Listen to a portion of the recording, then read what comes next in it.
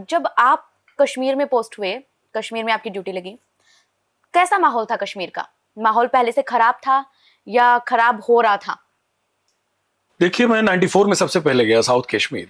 94 to 97 Kashmir में आतंकवाद की शुरुआत हुए 5 साल हो चुके थे। उस 5 साल में टेररिज्म काफी स्टेब्लिश हो गया था और लोकल टेररिस्ट के साथ साथ फॉरेन टेररिस्ट मिक्सअप हो चुके थे। तो पाकिस्तान, अफगानिस्तान से आए हुए टेररिस्ट वो कश्मीर में होने वाले आतंकवाद की बागडोर वो संभाल चुके थे। और आईएसआई पाकिस्तान का जो एक काम करने का तरीका था वो यही था कि कश्मीर में पैदा होने वाले कश्मीरी आतंकवादियों को वो खुली कमांड कभी नहीं देते थे। उनके साथ जरूर फॉरेन टेररिस्ट एक दो होता था, जिससे कि लोकल टेररिस्ट होने के नाते कई लोकल कंसिडरेशन हो जाते हैं। हो सकता है ये अटैक ना करे, अटैक से पहले पैर खींच ले, या कल को इसका माइंड चेंज हो जाए, या कल को ये इन्फॉर्मेशन लीक हो जाए, या इसको फैमिली प्रेशर आ जाए और ये आतंकवाद से कहीं विड्रॉ न कर जाए। क्योंकि जो बाहर से फॉरेन टेररिस्ट आया वो तो यही काम करने आया, उसकी वहां कोई फैमिली नहीं है। पाकिस्तान अफगानिस्तान से जो आया वो बाल बच्चे लेके तो आया नहीं है। लेकिन एक कश्मीर की पब्लिक, लोकल पब्लिक में कोई ऐसा टेरर माइंड का लड़का अगर ज्वाइन करता है तो उसके कई लोकल वीकनेसेस भी होती हैं। तो मैं उसमें रूरल टेररिज्म के अंदर था और गांव टू गांव इनकाउंटर होते थे। हर सड़क चौराहा पर मूवमेंट हम करते थे तो मान के चलते थे कहीं भी एम्बुश होगा, कहीं भी ग्रेनेड हमारे पर अटैक होगा, एक्सप्लोसिव डिवाइस हमारे गाड़ी के अगेंस्ट लगेगा। दिन में इनकाउंटर, रात को इनकाउंटर। तो हमें 24 घंटे हम लोग एनकाउंटर मोड में होते थे। काफ़ी अच्छा 3 साल का फेज रहा, काफ़ी सेफ हम लोग रहे और बहुत अच्छा काम किया। और हिजबुल मुजाहिदीन का मेन काडर हमने साफ किया साउथ कश्मीर से। लेकिन जो बाद के फेज में सन 2000 में मैं कश्मीर गया, उस समय टेररिज्म की सिचुएशन बहुत बदल गई थी। बदल इसलिए गई थी कि आपने देखा होगा घटनाक्रम 1997 के बाद इंटरनेशनल लेवल पर कुछ एक ऐसी घटनाएं हुई जो बहुत इंटरेस्टिंग रही और कश्मीर के टेररिज्म से उनका बड़ा सीधा लिंक है। पहली घटना होती है 1999, आपको पता है, करगिल। करगिल का पूरा एपिसोड आपको मालूम है कि श्रीनगर लेह हाईवे को करगिल पर्टिकुलर एरिया में कट ऑफ करके और उस पूरे नॉर्दर्न पार्ट को भारत के डोमेन से अलग करके और पाकिस्तानी फोर्सेस उन हाइट्स पे बैठ के वो चाहती थी कि इंडिया का टोटल लॉजिस्टिक्स मूवमेंट सप्लाई हम वहां से कट ऑफ कर देंगे।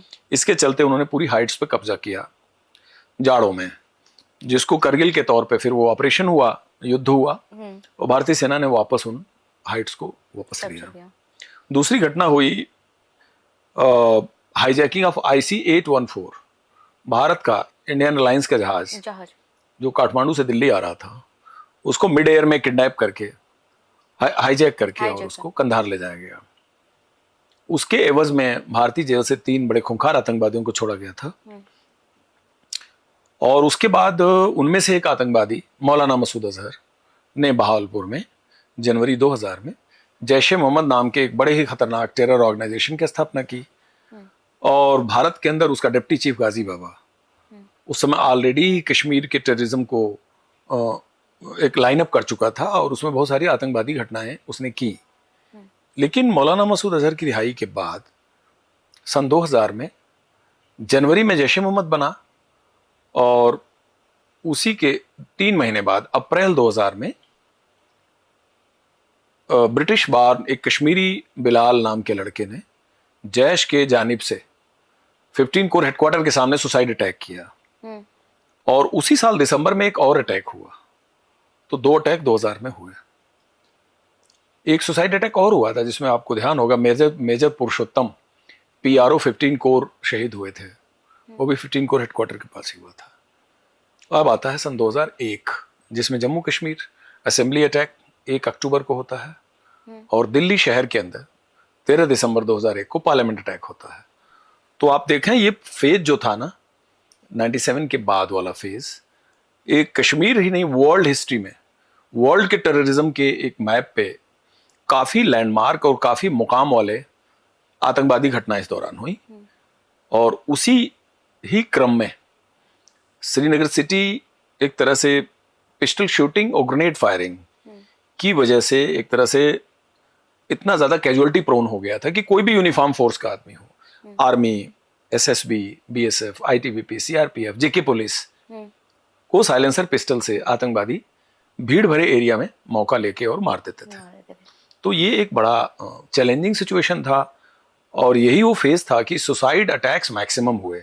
आत्मघाती हमले का पूरा कॉन्सेप्ट सन 2000, 2001, 2002, 2003 आई थिंक 3 तक मैक्सिमम था, कुछ थोड़ा बहुत 4 में हुआ होगा। मतलब सिचुएशन जो है वो बिगड़ती चली गई कश्मीर में। बिल्कुल। और लेकिन जैसे आपने बताया कि जब आप कश्मीर में पोस्ट हुए थे, है ना, हम हमेशा ये देखते हैं कि इंडिया के दूसरे स्टेट्स की हम बात करते हैं, मान लीजिए कि कोई भी स्टेट है, अलग अलग स्टेट के अलग अलग गांव, शहर, वहां कोई ना कोई इशू हो सकता है, लेकिन मोस्टली जो कैपिटल सिटी होती है, जो स्टेट का फेस होती है, वो हमेशा चमचमाती रहती है हर स्टेट की। पर कश्मीर में ऐसा नहीं था। कश्मीर में श्रीनगर ही मेन आतंक का अड्डा कैसे बन गया था? एक्चुअली आप श्रीनगर भारत के हिंटरलैंड के तमाम राज्यों की राजधानी से कंपेरेबल नहीं है, क्योंकि पूरे जेएनके में प्रॉब्लम थी, खास करके कश्मीर में ज्यादा थी और नॉर्दर्न कश्मीर में बहुत ज्यादा थी, नॉर्दर्न जम्मू में। तो by virtue of being capital Srinagar तो उसका एक राजधानी था। और श्रीनगर शहर का सबसे बड़ी बात ये थी कि श्रीनगर शहर तो एक तरह से बहुत बड़ा आइडियोलॉजिकल सेंटर था। उसमें डाउनटाउन एरिया एक है जो बहुत ही भीड़ भरा एरिया है कश्मीर में। डाउनटाउन एरिया, वहाँ अपटाउन और डाउनटाउन 2 एरियाज हैं। यानी एक वो एरिया है जो पुराना श्रीनगर है, उसको डाउनटाउन बोलते हैं। वो एरिया मैक्सिमम झेलम नदी के दोनों किनारे बसा हुआ है। अपटाउन है जो थोड़ी सी ऊंचाई पे है और थोड़ा सा बाद में बसा है और थोड़ा ऑर्गेनाइज तरीके से बसा है। अब बात आ जाती है कि वहां क्यों इतना ज्यादा रेडिकलाइज हुआ। तो आपको बताऊं, जो आल पार्टी हुर्रियत कॉन्फ्रेंस, हुर्रियत के जितने दफ्तर थे वो सब श्रीनगर के अंदर थे, श्रीनगर शहर के अंदर थे, राजबाग। इसी तरह से जमात इस्लामी के जो सबसे बड़े उसके ध्वजवाहक रहे हैं जिलानी का भी घर वहीं था। और जितने सेपरेटिस्ट ग्रुप्स के हेड्स थे सबका मुख्यालय श्रीनगर शहर के अंदर था। यूनाइटेड नेशन मिलिट्री ऑब्जर्वर्स अनमार्क का united nation military observer group का मुख्यालय गुपकार रोड पे था। तो इंटरनेशनल मीडिया में खुद को स्थान पाने के लिए, अपने काज के लिए और टेररिस्ट अटैक को एक लार्जर पिक्चर देने के लिए और पूरे दुनिया में कम्युनिकेट करने के लिए श्रीनगर शहर वो लोग चुनते थे टेररिज्म का अड्डा के तौर पे, क्योंकि वहां से उनको मीडिया कवरेज बहुत ज्यादा मिलता था श्रीनगर सिटी से। और वहां पर फॉरेन टूरिस्ट भी आते थे, फॉरेन जर्नलिस्ट भी आते थे, पढ़ाई लिखाई का सेंटर था। कश्मीर यूनिवर्सिटी अपने आप में बहुत बड़ा एक तरह से मोटिवेशनल अड्डा था। तो इसलिए श्रीनगर सिटी एक बड़ा एक कह लीजिए कि फेवरेट प्लेस था आतंकवाद की इस मुहिम को आगे बढ़ाने के लिए। सर, श्रीनगर में हम ये मान लेते हैं कि हर जगह पूरा कश्मीर, उस दौर की जब बात करें तो टेक्नोलॉजी 0 के बराबर और टेररिस्ट इतने ज्यादा कि पूरा कश्मीरी ऑलमोस्ट टेररिस्ट से इन्फ्लुएंस्ड था, भरा पड़ा था, एक तरह से कह सकते हैं। तो ऐसे में कोई भी काउंटर ऑपरेशन करना, किसी भी टेररिस्ट को पहचानना, कोई भी एनकाउंटर करना, ये सब आप लोग कैसे करते थे? क्योंकि टेक्नोलॉजी तो थी नहीं, सुविधा कोई थी नहीं, फिर कैसे पहचानते थे? कई बार तो आपके पास आतंकियों का फोटो तक नहीं होता था। एक्चुअली एक तो बताऊं मैं सिचुएशनल, कि ऐसी क्या सिचुएशन होती थी कि ट्रैक करना और इनकाउंटर आसान होता था। और दूसरा मैं बताऊंगा जो कि हम लोग प्रोएक्टिवली करते थे। सिचुएशनल ये था कि वो ऐसा फेस था कि टेररिस्ट भी इंटरफेस खोजते थे। टेररिस्ट भी एक इंटरफेस ढूंढते थे, यानी वे भी सिक्योरिटी फोर्सेज को नजदीक आके अटैक करने की उनकी एक मॉडस ऑपरेंडी होती थी। किसी को अटैक करने के लिए उसके नजदीक जाना पड़ेगा फिजिकली। जैसे आज का जो 2025 का टेररिज्म है, ये टेररिज्म कश्मीर के अंदर एक गुरिल्ला टैक्टिक्स के तरफ चला गया है। यानी महीनों, हफ्तों, पखवाड़ों वो जंगल और पहाड़ में छुपे रहते हैं। किसी एक दिन वो साफ टारगेट को ढूंढते हैं, काफी होमवर्क करते हैं, अचानक हमला करते हैं और फिर उन्हीं पहाड़ों में चले जाते हैं।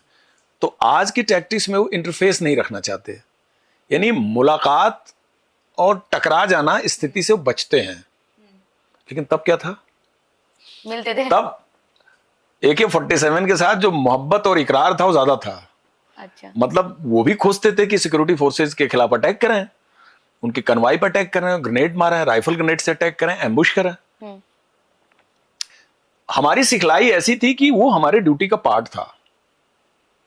यानी अगर वो हमारे पर ऐसा कोई कर रहा है तो अच्छी बात है, हमको तुरंत इनकाउंटर करने का या उसको रिस्पॉन्ड करने का मौका मिलेगा। अगर हमारे कन्वाई पे गोली आई, हमारे पेट्रोल के ऊपर फायर आया, तो पहली गोली है जिसका कोई जवाब नहीं है। फर्स्ट गोली is always very fatal and by chance.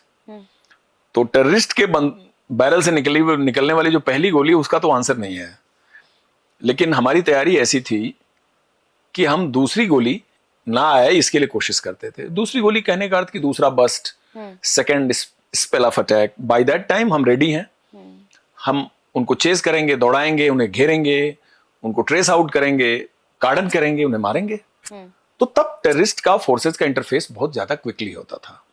दूसरा, टेक्नोलॉजी नहीं थी, लेकिन टेक्नोलॉजी की मदद और टेक्नोलॉजी का बाधा होना, ये बेसिकली दोनों के लिए है। It's both way. टेक्नोलॉजी नहीं थी लेकिन ह्यूमन इंटेलिजेंस बहुत तगड़ा था, ह्यूमन वर्क बहुत ज्यादा था। बड़ा सिंपल सा है कि अगर आप मार्केट में जाते हैं, किसी चीज की डील करते हैं, कोई चीज आप खरीदते हैं, किसी चीज के बारे में बात करते हैं, सबसे अच्छे परचेजिंग कौन करता है? जो सबसे ज्यादा होमवर्क करता है, जिसकी क्वेरी बहुत ज्यादा होती है, जिसका सर्वे बहुत बढ़िया होता है, जो 10 चैनल से 10 जगह से चीजों को पता करता है, वो सबसे एक्यूरेट आंसर पे पहुंचता है। यही है टैक्टिक्स।